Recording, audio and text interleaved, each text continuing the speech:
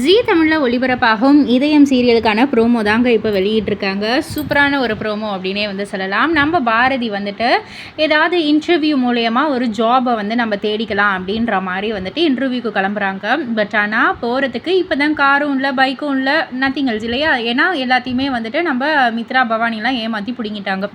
ஆனால் நம்ம ஆதி super man இல்லையா, சூப்பரான ஒரு ஹீரோவும் கூட, ரொமான்டிக் ஹீரோவும் கூட.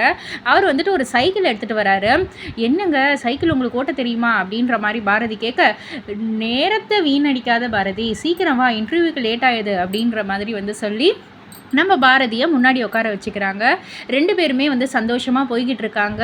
ஆனால் அந்த சந்தோஷம் தான் ரொம்ப நேரத்துக்கு வந்து நீடிக்காத மாதிரி தானே வந்து காமிப்பாங்க. அதே மாதிரி தான் நடுவில் சென்டராக வந்துட்டு நம்ம மித்ரா காரில் வராங்க.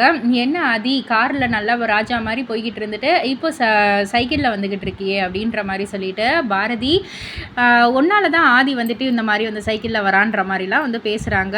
என்றைக்கும் வந்துட்டு நீயும் ஆதியும் சந்தோஷமாக வாழவே முடியாது அப்படின்ற மாதிரியும் வந்து சொல்கிறாங்க.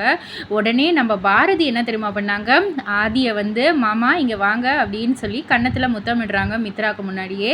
பதிலுக்கு ஆதியும் பாரதிக்கு முத்தம் கொடுக்குறாங்க. இது எல்லாத்தையும் பார்த்துட்டு மித்ரா பயங்கரமாக வந்துட்டு வெறுப்பாகிறாங்க.